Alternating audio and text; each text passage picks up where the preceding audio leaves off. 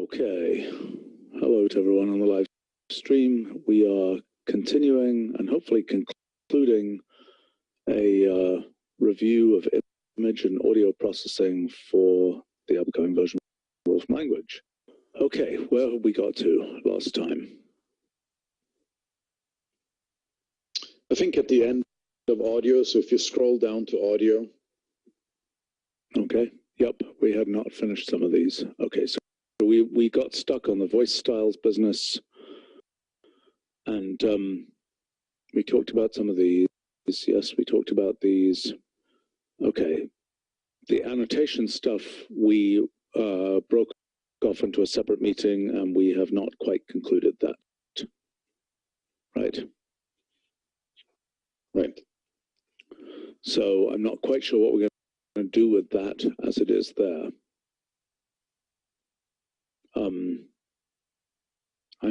I'm not confident of that design. I think we will have to. I think we were making good progress on thinking about annotations in general, but I think we need to use that progress to figure this out. I don't even know. Yeah, can we do a one pass through, Stephen, and then return to that if we want more time in that general discussion before we come back here? Yeah, I think we should do that. I mean, I think also this is a one-shot. It's basically wrap this audio in metadata like an annotation, presumably so that it can be plugged into other audio and joined together. Is that correct? Yeah. So there are many legs to this. So first thing is like to keep it around and to make it not separate from the object. Then you can. I understand, but look at the. You can build players that take advantage of it, and then you can do other things. Yeah, but look at the specification here. This is a whole audio tagging, right? Yeah, this is a high-level function that allows you to add annotations. No, but it's allowing you to add annotations only in a particular way. It's only whole audio metadata annotation. It is not sub-annotation within an audio. No, it's sub-annotations. It's not. Look at the specification.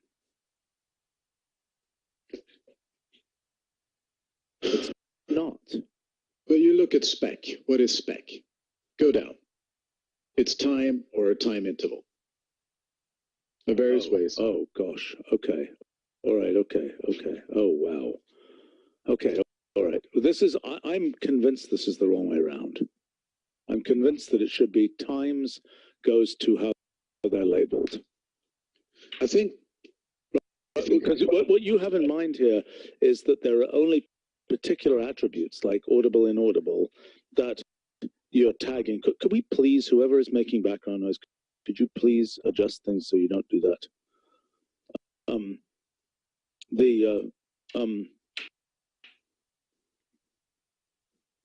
Okay. In any case, no, what was that again? Come on.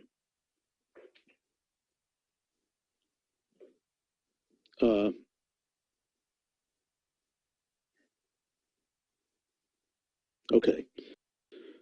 So you understand, you're looking at a small number of attributes that you are tagging for, which I don't think is what we imagine as the future.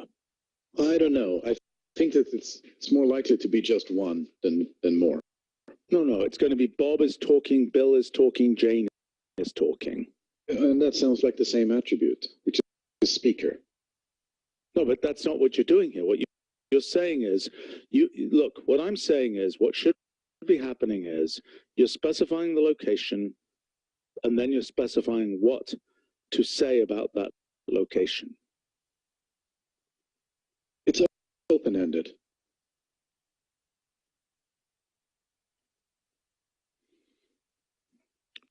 Well, whatever. I mean, look, there are two ways. It's open-ended. The value is open-ended. Which value?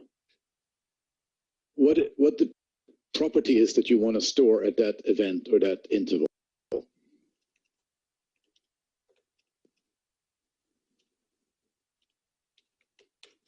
sorry, I was muted all this time. This audio annotate is a high-level way of annotating objects. But annotation value is the one that can set any annotation, any label, any value that you want. Yeah, those prop things, Stephen, they're things that automatically create annotations from computations. Okay. Okay, so that's not the general case. Those are just things that are currently automatically available, and there'll be, more. All right, listen, we have to come back to this, okay? Sure. Let's come back. I think we should actually have Carlo in that discussion, who's... I already requested that he gets added to the next meeting for annotation. Okay. All right, great. Oh, Carlo has been working on audio. Okay, yeah. Okay, I mean, this is important and we need to sort it out, but we just need to iterate through the other discussion of annotations. Sure. Okay. Great.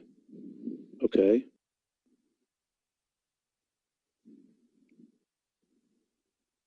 I don't really know what this is. What is this? It's Fourier transforms for basically blocks of time, so you can see normally Fourier transform assumes stationarity, right? And most signals are not stationary. So it's like in a spectrogram. Yes, it is. Yes, exactly. We had spectrogram array, but then that didn't keep any information about the computation, no parameters. This one is returning a, right, so we couldn't invert it. Now this one is returning a short-time Fourier data object that stores all the properties. Okay. That seems very ornate. I mean, how do I turn that into something more everyday? How do I do something with that? We do have, what are those functions?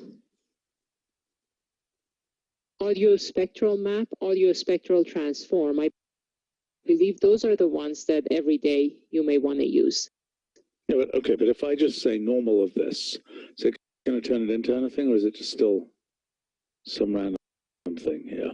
That's just that, but you can get the what would I do with the short-time Fourier data? What would I do with this? I don't understand. I mean, because Fourier also could have something which maintains scale and all that kind of stuff. Well, but it's more important here than it's for Fourier. Why? Because you need to know the length of the blocks, among other things. Okay, but so what can I actually do with it? How do I use it? Look at the applications.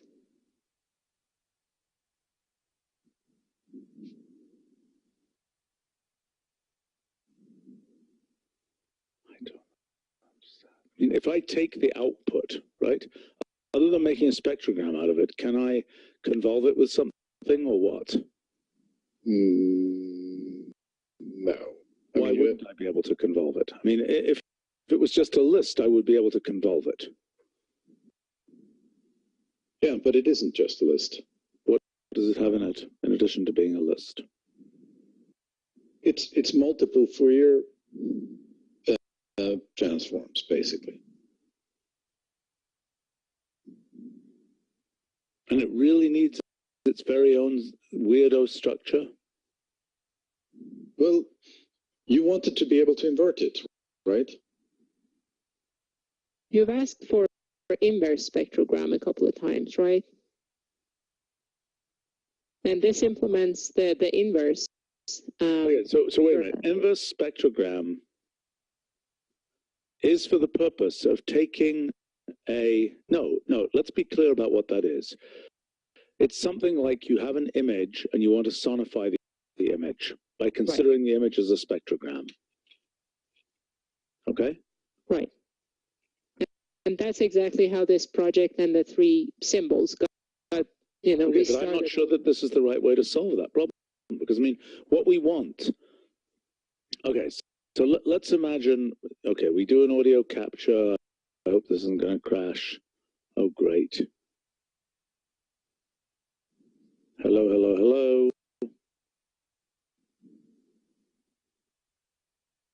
I think it's crashing.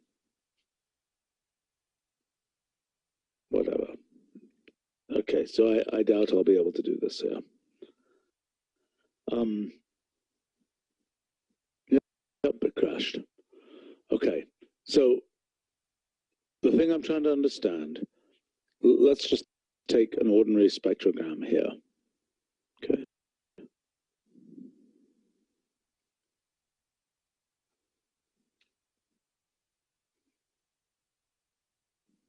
Hello, hello, hello. Okay, now, first of all, what is the spectrogram? Graphics. That's pure graphics. Okay, so can I get the image out of this? How do I get, so spectrogram array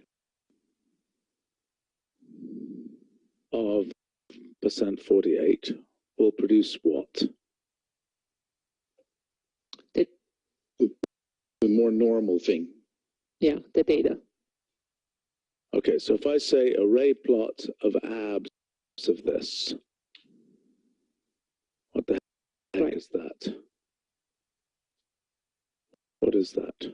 You got the transpose of the spectrogram and then twice of that, right?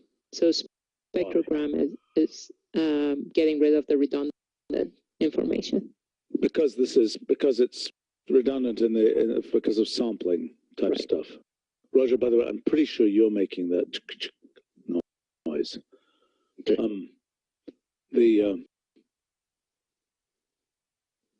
Okay, so if I wanted to do an inverse spectrogram array, that is going from, because I mean, the thing that I think is going to be relevant is you're trying to make a sound from,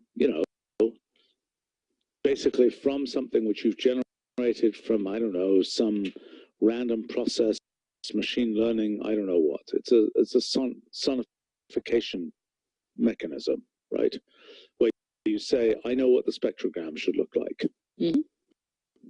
Okay? So I want to know what is the way to do that? And why can't I do it? So with these Fourier transform things, what are you saying should happen?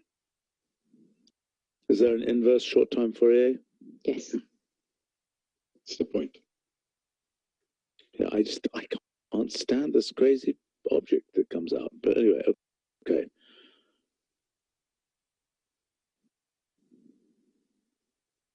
By the way, we don't typically have dashes in these situations, do we? No. No, we don't. Right. Okay. So let's go look at that object again, okay, to see what it has in it. And you're saying it is a collection. I mean, I just think the threshold for creating a whole nother head, a whole nother object, should be really high.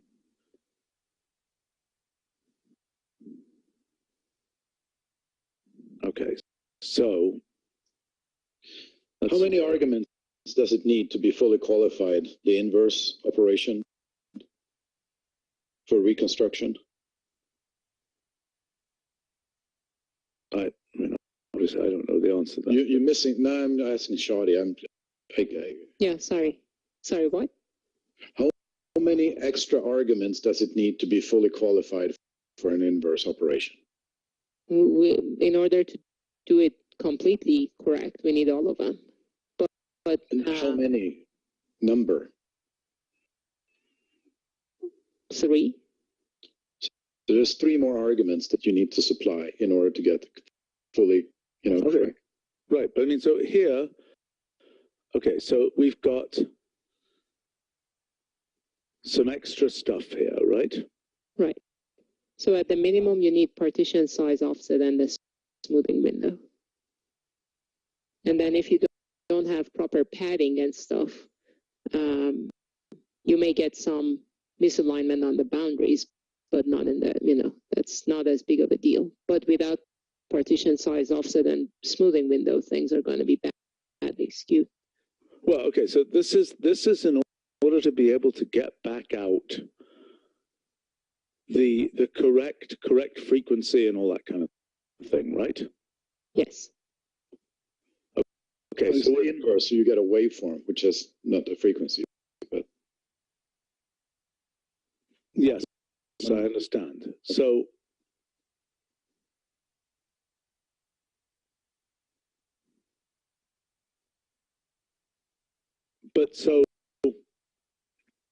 this data here is the analog of this data here. Is that correct? Is that a spectrogram array?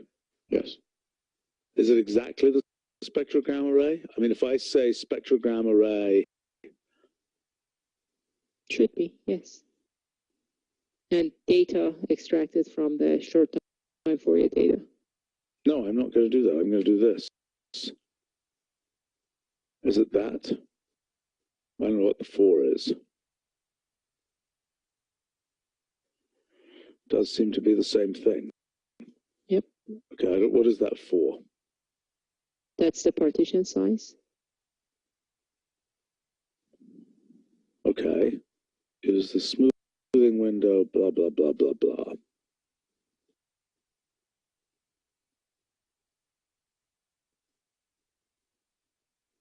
So the main issue here is, some of the time you know what those parameters are because you just created them in spectrogram array. Am I making sense? Yes. Yeah. So, I mean, in other words, also, there's also automatic. So there's a one-arc form of it where everything is automatic. yeah, I understand. So I don't understand why we don't have spectrogram array, an inverse spectrogram array, which has the exact same defaults as spectrogram array. And in the case of spectrogram array, you can give this argument perhaps as an association, blah, blah, blah, blah, blah. You pick up that association and you put it back again in inverse spectrogram array. In other words, if you don't know, the case that I think is most common is you're trying to sonify some random piece of data. You don't intrinsically know what those parameters should be. You have to make them up. They didn't come from anywhere. Am I making sense? Yes. Which means that this weird head is going to do you no good.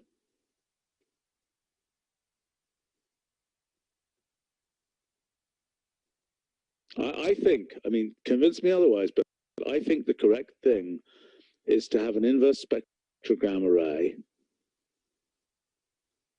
that simply returns an audio object. And an audio object. Well, what is it getting data from here? List. Or an audio object. But again, that's another thing that gets stored in the data object now. Okay, but that's a hack, okay? Because it's not going to be the useful thing. Because the useful thing is you're given essentially an image or an array here, and you're told reconstruct typically audio from that array. Right? It's got to know that, yes, that those things in the array correspond to frequencies, 2000 hertz or whatever else. And that's presumably in your package, in the packaging, right? But remember, you didn't get the data from doing short-time Fourier transform. You got the data from some random machine learning process or some random thing where you've got, where these are ripples on the surface of a lake on Mars or something, right? They didn't come from doing a transform from an audio object, right? We are trying to create an audio object from them. Am I making sense? Mm-hmm. Now, maybe that's the wrong construct. Maybe the right construct, well, I don't know. The typical case is you've got a picture like this and I want to sonify it. Am I making sense?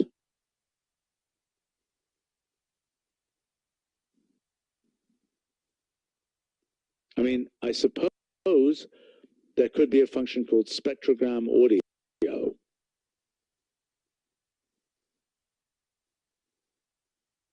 what it would do is take the spectrogram represented as, or even spectrogram array audio. But do you expect us to get that graphics, parse out the 5,000? No, I do not expect the graphic. I expect the spectrogram array. The spectrogram array. Yes. Okay, remember, the array didn't come from audio. You understand what I'm saying? Yeah. The array came from somewhere else.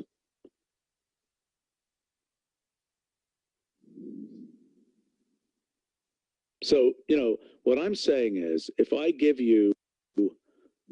So that's doable, Stephen. I think it will have a lot of user failure cases because the parameters are not correct. The reconstruction is going to be incorrect. Okay.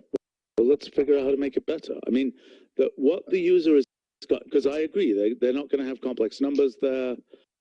They're going to be a lot of crazy things. But the typical thing somebody wants to do, okay? Here's the case that I'm imagining. You see that picture and you say, I want to sonify that. Are you getting what I'm saying?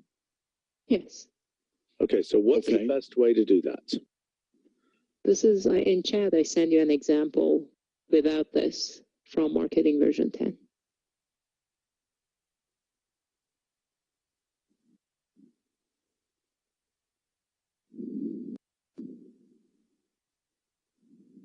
Okay.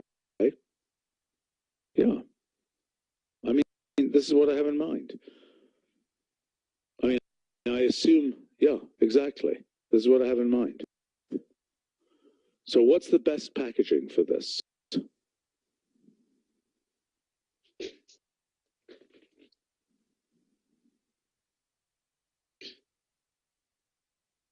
I mean, I don't think, you know, I don't know whether, whatever short time Fourier transform is, it may be a useful function in its own right, but it should be a list-to-list function, so to speak.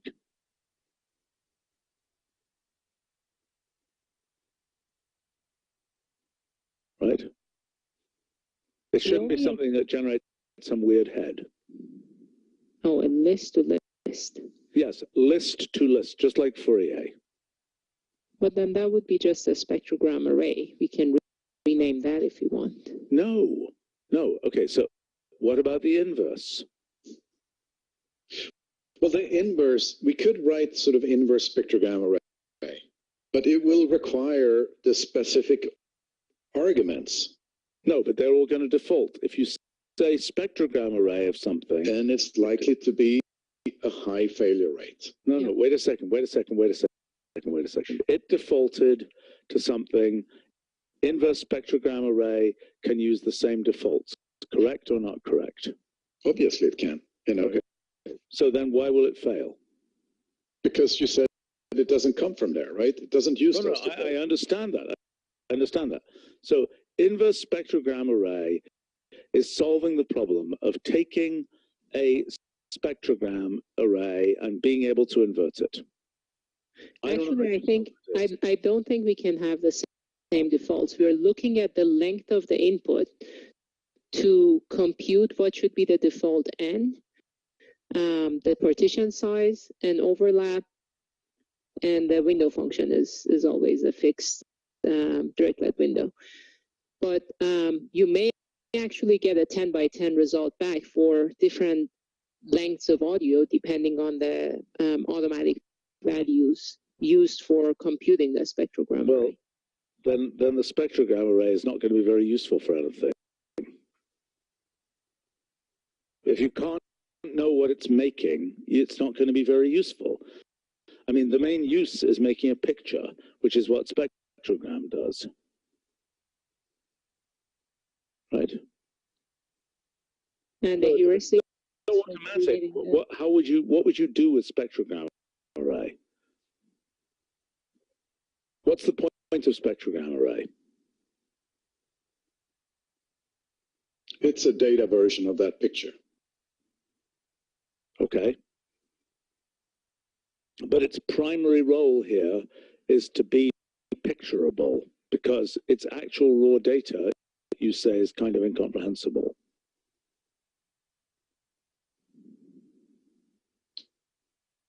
What have you used spectrogram array for? You can still compute on it, right? You can. No, but not if you don't know what its pieces are.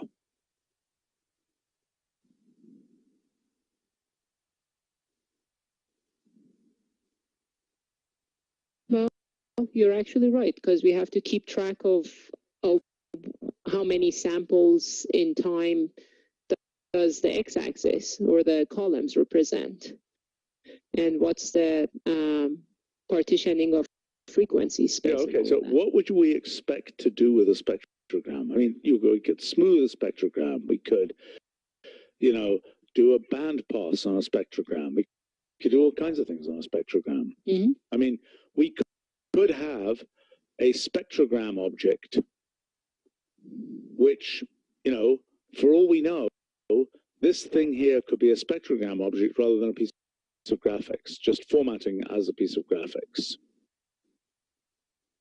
And we could operate on that spectrogram object with, band pass filters and God knows what else. And that, right, to me, seems quite reasonable.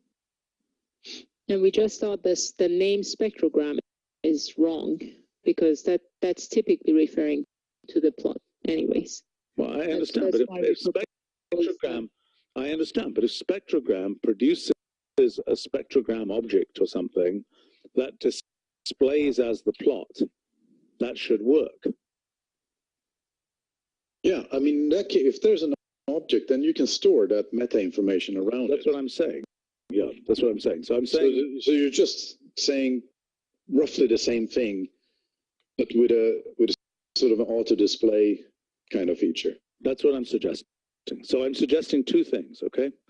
That spectrogram produces a spectrogram object which auto displays in that form. That functions like band pass filter work on spectrogram objects. Is that plausible or is that not plausible?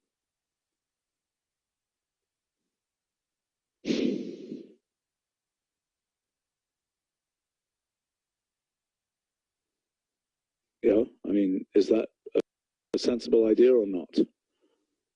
Seems sensible to me. Yeah. Okay. So like filters should just work on the spectrogram object. So you can see the effect of a filter directly on the spectrogram. Seems worthwhile to me. Mm-hmm. And then the only other issue is, how do you get audio back from the spectrogram object? Well, there are two other issues. How do you get audio from the spectrogram object? And arguably, you should just wrap audio around the spectrogram object and it should just work. Does that make sense? You guys here? I am. Yeah. Right. Does that make sense to you? And then how do we go back to the list version if spectrogram was coming from a list? Wait. So this, okay, so there is a final issue here, okay, which is how to go from a list to make that list correspond to a spectrogram, okay? And as you say, a naked list, you don't have any idea how to map that to a spectrogram, right? You have no more idea how to map that to a spectrogram as you have an idea how to map a naked list to an image, for example. There's all kinds of stuff about what are the image dimensions? What's the color mapping? All those kinds of stuff. Mm-hmm. Okay. But we have the same issue here of how do we take raw spectrogram pixels effectively and render them as, most often we'd want to render them as a sound.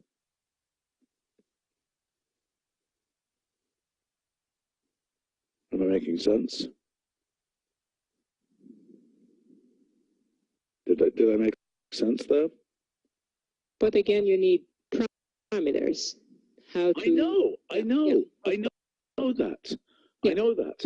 But the fundamental thing you're trying to do there, look, the fundamental function there, I would have thought would be something like, you know, spectrogram audio of a list of data, okay, that tries to do something reasonable and doesn't put it into, you know, ultrasound or infrasound and just tries to do something reasonable with it. But then can be given all kinds of parameters that say exactly how the thing should be lined up in you know, frequency space, et cetera, et cetera, et cetera. That makes sense? Yep. So, I mean, the goal of spectrogram audio, and one thing I don't know is the phase information. What happens if you just strip the phase information? That Griffin-Lim algorithm tries to estimate it. Okay, fine.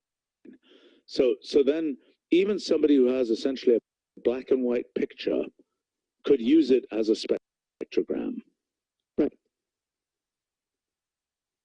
Okay, we should try that, see if it works. I mean, this is my suggestion for how this should be designed. Comments? Roger. We tried, but I think we can give it another try. We didn't do quite like this, what you proposed, but close. So let's give it another try. And the main worry I have is the number of failure cases it's going to generate in the automatic case.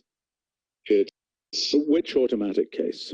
You know, when you don't give the parameters. Okay, which automatic case? Are we talking about spectrogram audio, or is it talking about something different?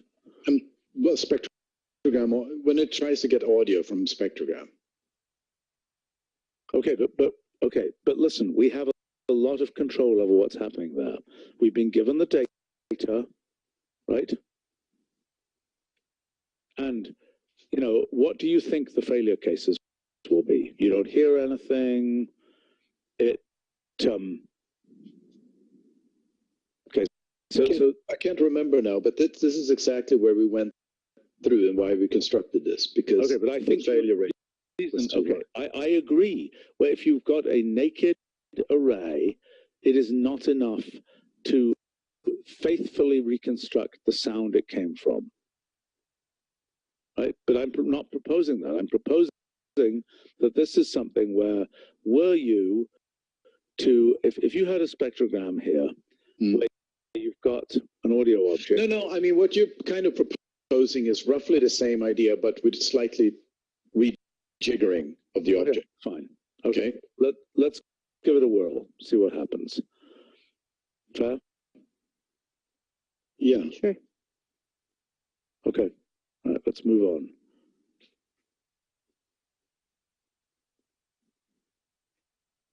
We can skip that. That's another meeting we had. Okay. All right. This looks like a very complicated set of issues, is it not? Numeric array? Yeah. I don't think so. You've already seen this, proved this, almost in an earlier stage. Yeah, you did. How do I feed it to? What happens if I feed a numerical array to a list plot? So this is various issues, like how far does it work, and this can be.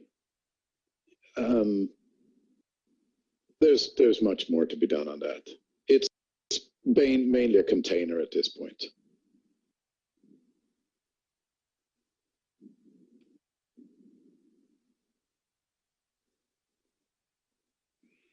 You don't want to give sample values here, or you do give sample values?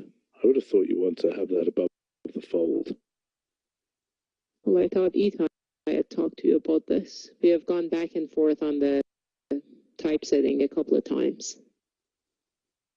Why? I mean, what I would have done here, if I could have gotten this, you know, is to say 1, 2, 3, 4, 5, blah, blah, blah, dot, dot, dot, paren 100 elements. But maybe that's not right. I mean, if I have a two-dimensional numeric array. Exactly. It gets very complicated.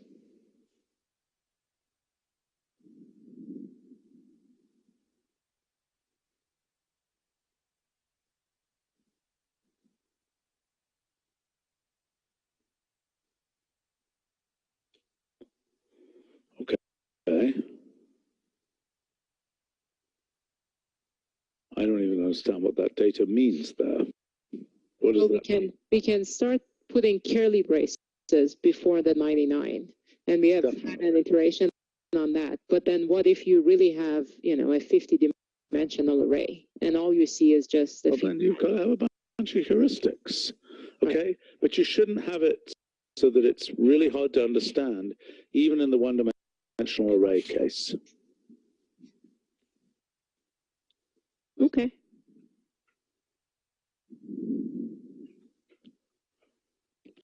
Now, what is this going to do if I say, so if I were to say on %4, I was to say list plot %4 blarf, okay? But list plot normal of %4 will just work. Right. Oh, boy. There's a notebook under that system-wide support stored on OwnCloud that shows you our plan for having the system-wide support for. Well, so I mean, you're saying you've got some pieces of this, but there's more coming later. Oh, yes. Yeah. Definitely.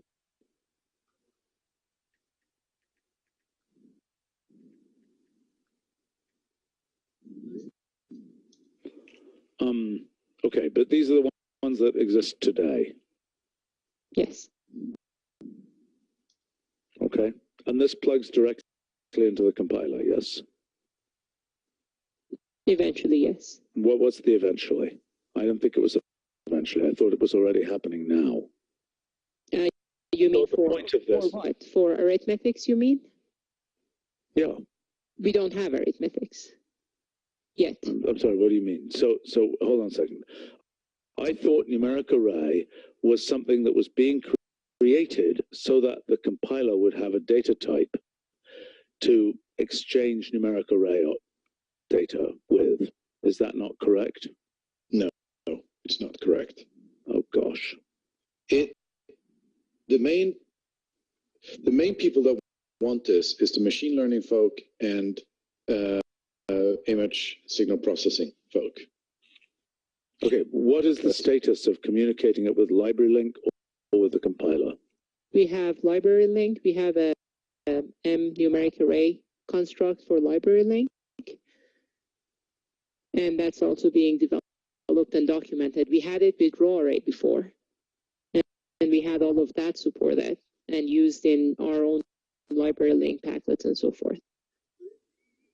And now we're getting it documented with numeric array. Okay, but I would have thought that this should directly go into the compiler. Well, there is things coming from the runtime library to support this. Okay, that seems highly relevant. Yeah, but it wasn't. No, it didn't get created by the compiler people at all. They haven't been driving this. No, I know that, but I thought it was being created so that it could become, because when you have a typed thing in the compiler, right? But there's a difference between to become and be. No. I thought when you have something like this, right?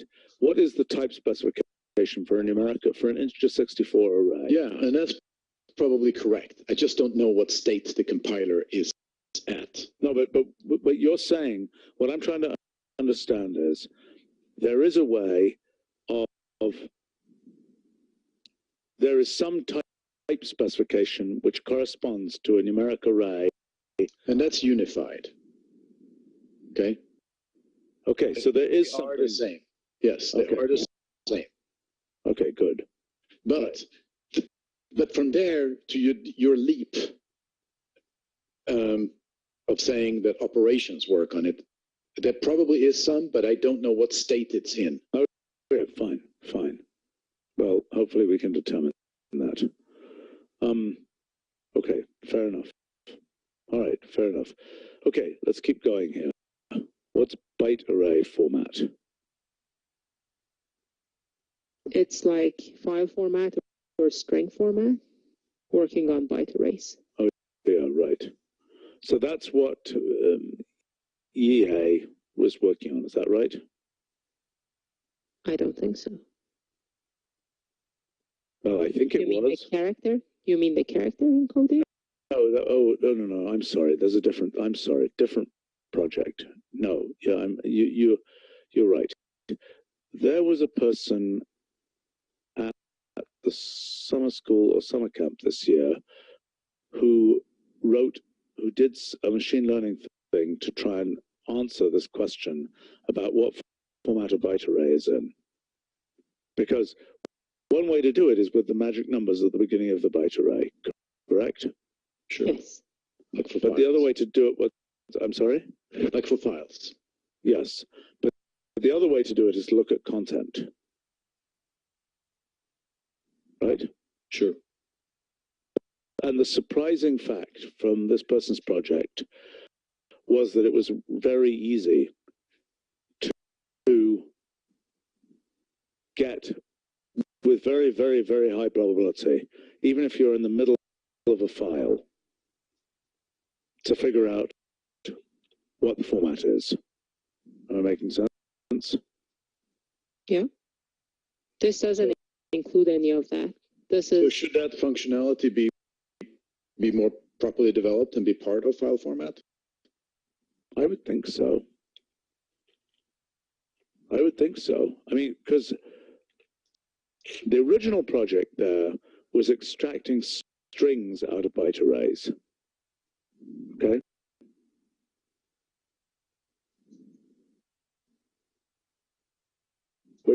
Which needs to happen, right? Am I making sense? Who is maintaining byte array at this point? I don't know.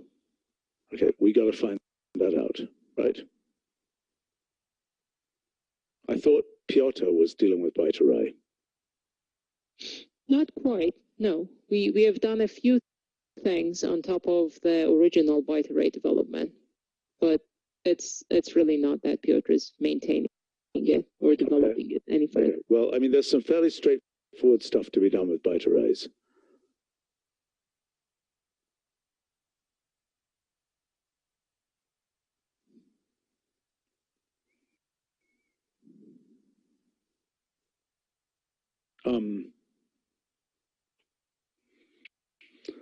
I think that's a separate discussion, but it's something that we should get the basic byte array operations to be done. And I don't know whether you have folks who could work on that. I don't think it's particularly difficult. You have comments on that? Do you have pieces of it? If I look at the big list or the full list? Yeah, I've got a list. Okay. This is apparently a community post.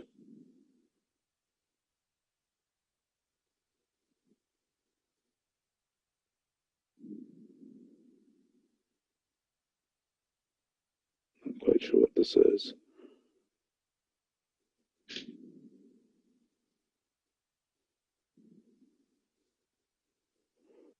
Okay. So this is that project basically. Mm-hmm. And that project has GitHubs and everything. I'll look into it.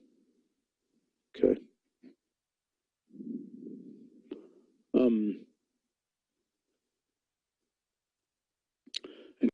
terms of byte arrays, yeah, absolutely. I need to go in a minute, but I absolutely have. Okay, let me look here. I have a bunch of here we go. That's from 2014. This is about base encoding, which I think we do have.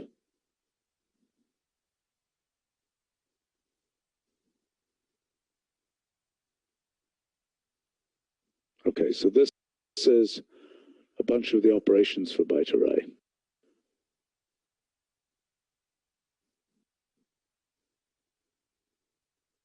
Byte array plot, those kinds of things, right?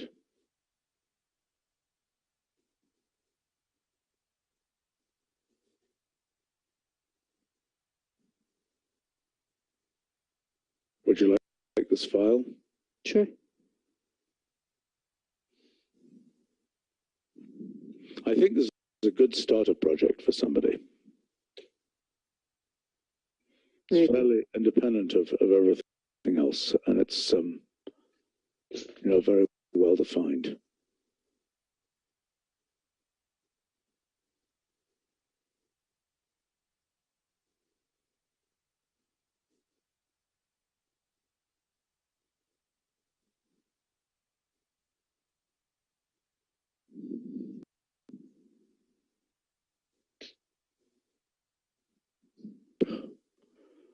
Well, this is all from 2015. Yeah, I think this is the best summary, the thing that's here.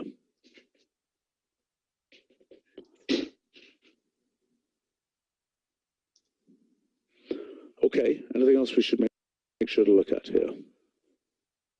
Oh, should I look at the import new page? File convert as well.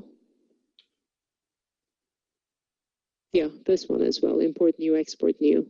What's new about it?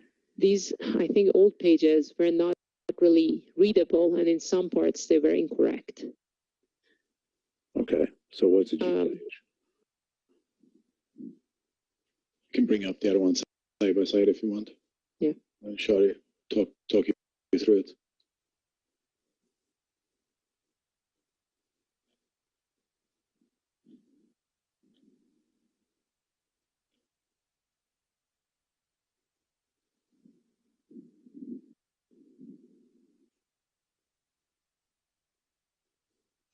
Okay, so I guess main thing, some structure in there so that the input file path, what can that be? That's the first table on the right-hand side. Right. Mm-hmm. Then the fact that we were having format specified, the way we were documenting it before, format, comma, element. Then not all the other specified elements were exactly as we had documented it before. So I split that. Yeah, that's sensible. And then eventually those many notes about options are going to be cleaned up so that we say what are the general import options, things like path and all the server authentication. And then the authentication stuff is really pretty important. Yes. Okay, seems highly sensible. Okay, I had a section that said what are the things that we have completely removed, if you want to look at it and tell me if you have any objections. In the excluded part at the end of the notes, last 4 notes, those are the ones, the note about compression, we just leave them for gzip and friends. Yeah, I agree.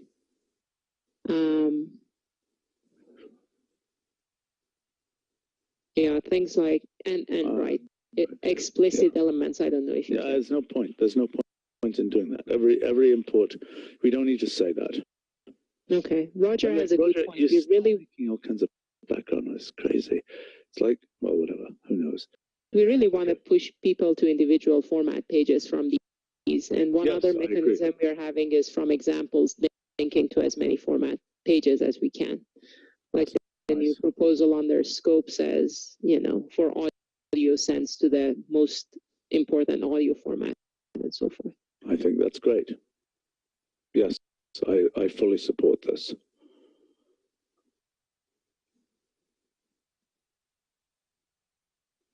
How are we doing on, so these things are more or less done, is that right? So we're adding a lot framework level support for partial access, and then you probably remember that some file formats like JPEG, TIFF started having take elements, take rows, and things like that as import options.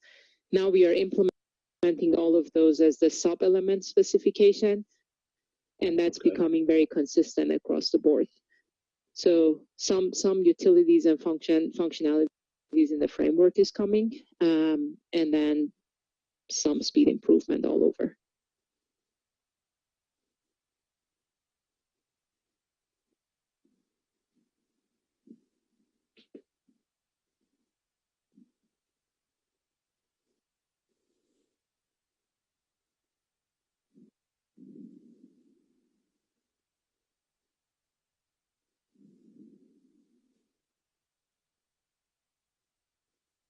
Looks reasonable to me. This looks useful. Great. Don't forget, come on, don't forget here that it should have file system map and things like that should be. I'll add that, yeah. Right, Yes, and backlinks from that. Okay.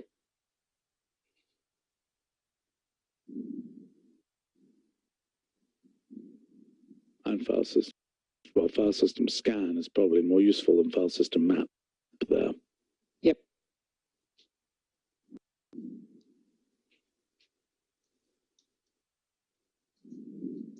Okay, this RLE thing, what is it? It's run length encoding, is that right? Yes. But it's used particularly, why is it so slow there?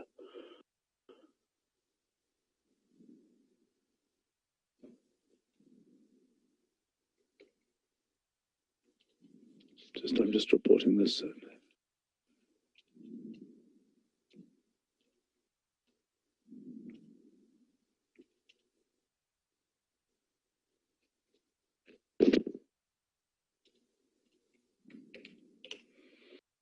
Okay. So what's the point here? I mean, Sorry, we're just keeping it experimental. We have discussed that before.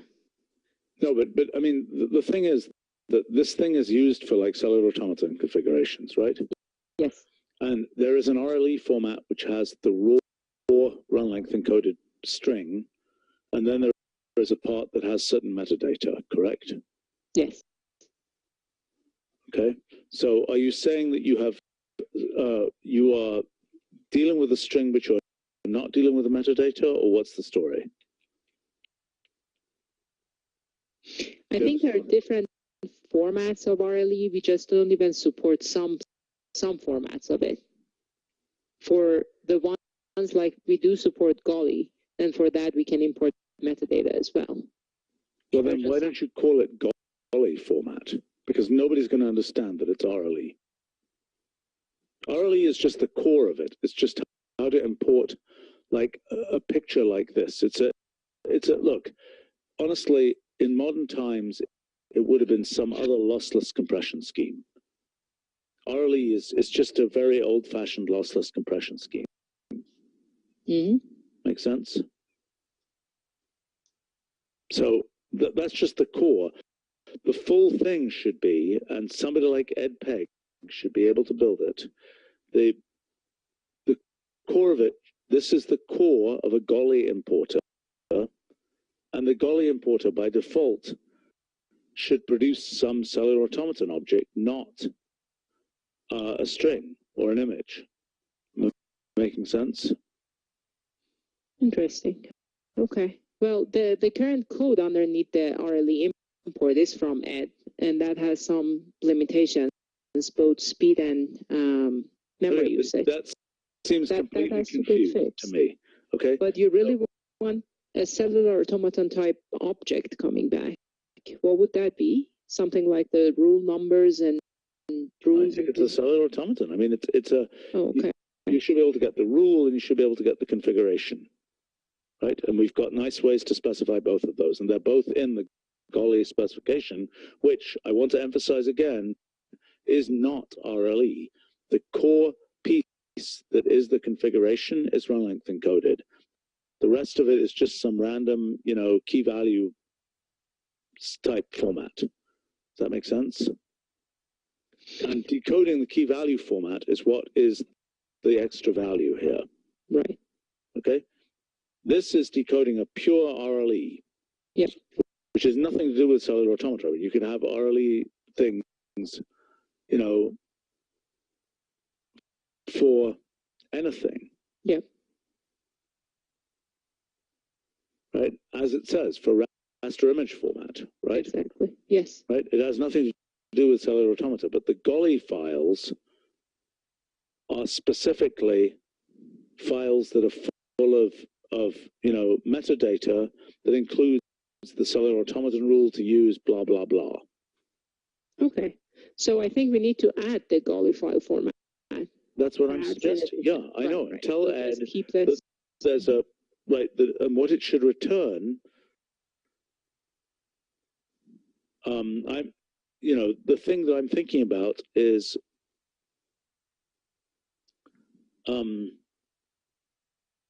really there are two things. There's the rule and there's the initial condition. Mm-hmm. There may be the whole thing. There may be the whole cellular automaton construct, which means there should be a way of returning that as a held expression, for example. You have to look at it. I don't remember what they have in it. I know they have rule specifications. They may also have number of time step specifications. Mm-hmm. Okay, which means that will be a whole, as I say, held object. Right. But definitely the thing that should happen is there should be import elements for Golly that correspond to the rule, the initial condition. Right.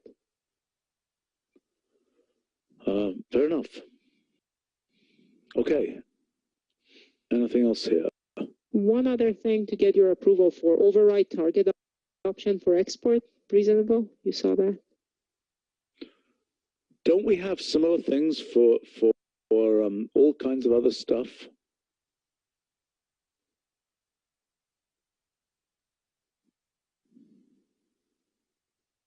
Don't we have this for for copy file? Exactly.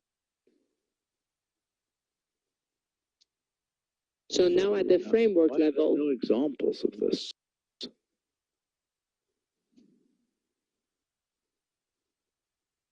Yes, I agree that overwrite target should be an option to export.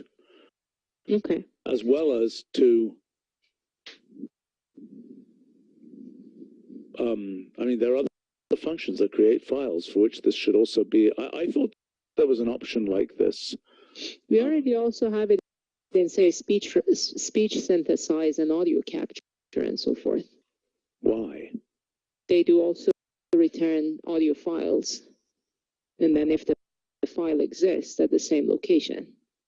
Okay, but what was I going to say? What about? Yeah, this is bullshit. I mean, if I might say so. This stuff here, come on. This is about. This has nothing to do with this, right? Is it? No, I didn't notice it. Okay. It's. And the fact that there are no other examples is really kind of shocking here. But the thing that I'm thinking about is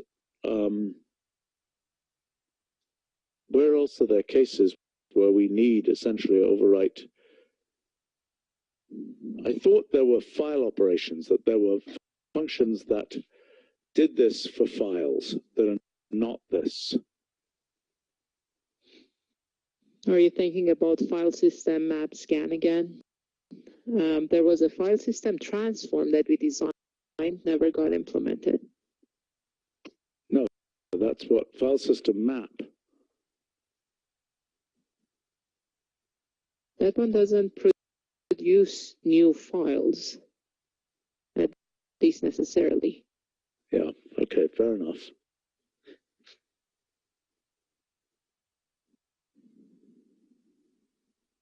Right. Yeah, file system transform was going to be, what else was there? There was something else that has an operation like this.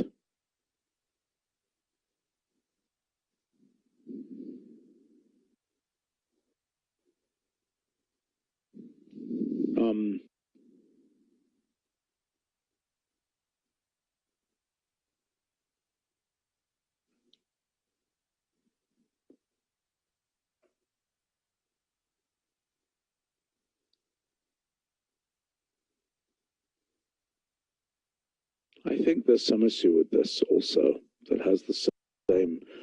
I know there's other. Can you send out mail to people? Because I'm pretty sure there are other functions that are supposed to be using this or are using this.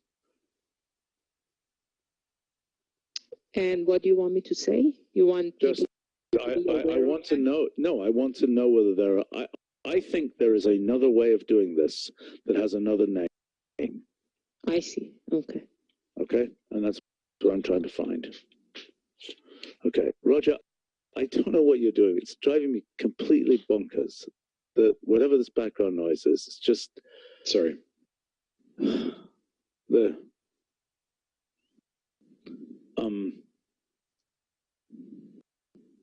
okay. All right. Anything else here? I don't know what any of those mean for HDF5. Complex keys, when we are exporting, so HDF5 doesn't support a complex type. When we are exporting, it's storing it as a compound object or a compound type data set. So what keys to use to refer to real and imaginary? And when importing, what keys to assume are representing complex values? And then HDF5 already had an append function that was a Boolean append option. That was a Boolean option. The append mode now is getting string settings. Okay. Seems reasonable. Yeah. Export designs for HDF5 and FITs are not easy. So we may come back to it once we have things a little bit more settled. Okay. Well, lots of great stuff. All right. So we have to loop back on the annotation stuff and on the spectrogram, audio spectrogram business. There were a few names you didn't like as well. What we name? have time, like color neighborhood you didn't like, image pyramid apply you didn't like. And no, image pyramid, we still, you were going to meet with Phillips and discuss image pyramid. We did. He looked at the design, he supports it. I guess really the only thing remaining is whether we call image pyramid apply what it is now, or maybe image pyramid. We're not going to do that right now. Okay. We need yet another meeting, I think. Why don't we come back with, we've got several follow-ups here. We've got the voice styles business, we've got the image pyramid business, the annotation business. We don't have to have them all solved. You know, a few of these on their own are going to take us an hour. So let's, you know, we're continuing to iterate, but this is good stuff. And yeah. Okay. I'm going to run. Okay. See you guys later. Bye. Okay. Bye-bye.